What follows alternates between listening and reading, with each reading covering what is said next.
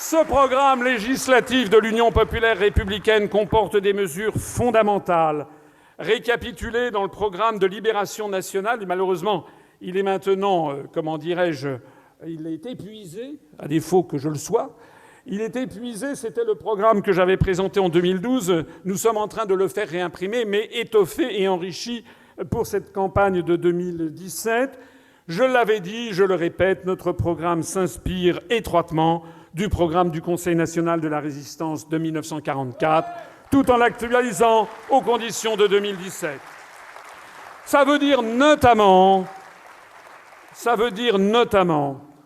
que nous allons procéder à l'éviction des féodalités économiques et financières de la conduite de l'économie. C'est la formule même qui était utilisée par nos aïeux du Conseil national de la résistance.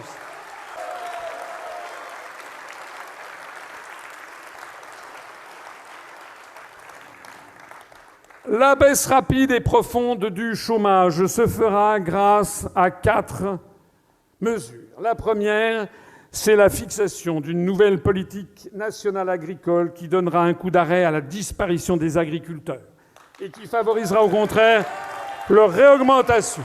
Je vais en parler dans un instant. Ça se fera grâce à la dénonciation juridique de l'article 63 du traité sur le fonctionnement de l'Union européenne, ce qui va mettre fin à la libre circulation des mouvements de capitaux. On pourra autoriser en tant que de besoin des très grands mouvements de capitaux, mais je rappelle que jusqu'aux années 90 du XXe siècle, il y avait en France un contrôle des mouvements de capitaux. Et je rappelle, comme je l'ai rappelé sur une radio, je crois, aujourd'hui, que dans la grande majorité des États du monde, à commencer par ceux qui réussissent, il y a un contrôle des mouvements de capitaux, de telle sorte que la Chine peut acheter 1700 hectares de terrain dans le Berry, un fonds d'investissement chinois, parce que nous n'avons pas de contrôle de mouvements de capitaux à la sortie comme à l'entrée, ce qui favorise les délocalisations à outrance, mais ce qui favorise aussi le rachat de la France par appartement. Donc des fonds d'investissement chinois peuvent acheter 1700 hectares de terre dans le Berry. En revanche, l'inverse n'est pas vrai.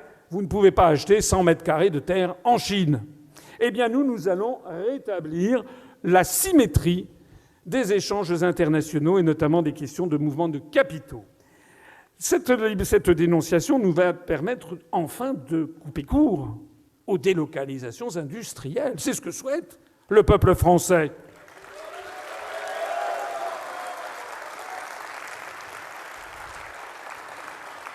La troisième façon de faire baisser rapidement et profondément le chômage, c'est la sortie de l'euro et la dépréciation du franc de l'ordre de moins 10%, qui, conjuguée avec le contrôle des mouvements de capitaux, rendra les exportations françaises plus compétitives, les importations moins compétitives, et tout ceci relancera la croissance. Une étude de Jacques Sapir, publiée par la Fondation Res Publica il y a 2 ans, montrait que ce système pourrait créer au bout de 2 à 3 ans 1 à 2 millions de chômeurs en moins de catégorie A.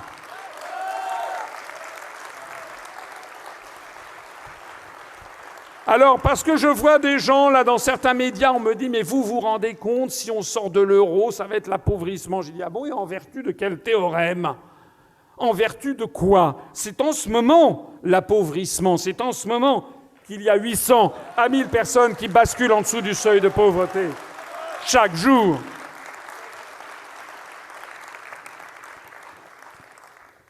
D'ailleurs, le Royaume-Uni n'est pas dans l'euro, mais la livre sterling a perdu 10% de sa valeur par rapport à l'euro et par rapport au dollar.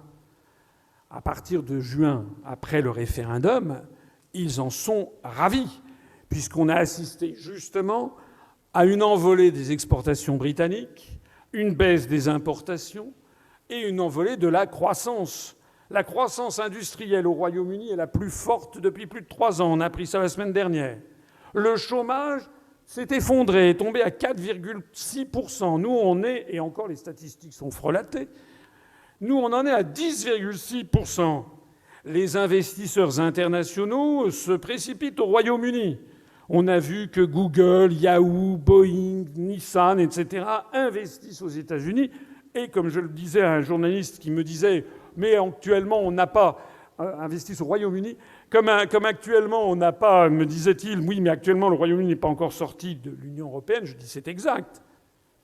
Mais enfin, maintenant, c'est fait, puisqu'ils viennent d'avoir le feu vert, ils vont commencer les négociations. Donc les investisseurs, quand on investit dans un pays, c'est pas pour 25 jours, ni pour 3 mois, c'est plutôt pour 25 ans.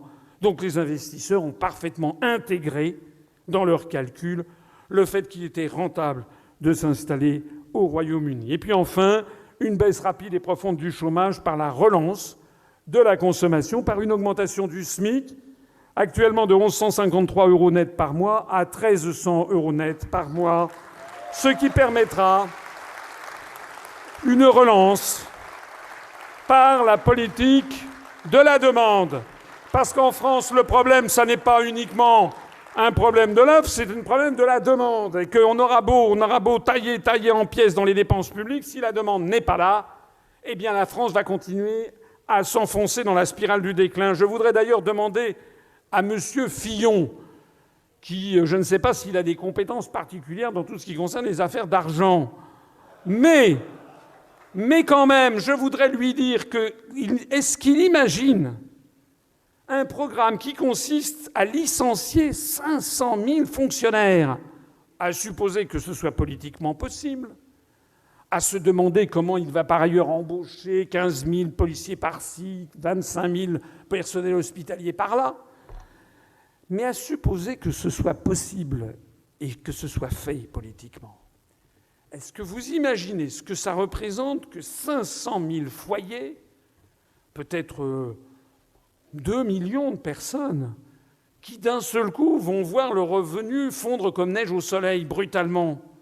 Outre le désespoir des familles, ça veut dire un effondrement de la consommation des ménages. Ça veut dire que l'impôt que la TVA va s'effondrer, les gens vont plus consommer ou beaucoup moins. Ça veut dire que l'impôt sur le revenu va s'effondrer. Ça veut dire que l'impôt sur les sociétés va baisser. Ça veut dire que la taxe sur l'essence, sur les produits pétroliers va baisser aussi. Ça veut dire que les 4 grandes ressources de l'État vont s'effondrer.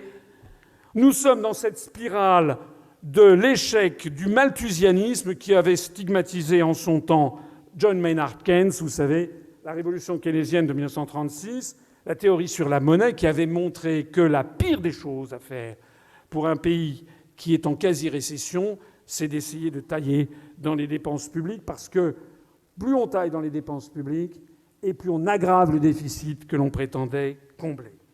Eh bien, nous aurons donc une politique intelligente, avec d'ailleurs, je le signale, on va en parler notamment en matière agricole, on mettra certaines taxes à l'importation pour favoriser la production locale. Et pour les entreprises, cette hausse du SMIC sera gagée par un allègement à due concurrence des charges, ce qui finalement sera une opération blanche pour les entreprises.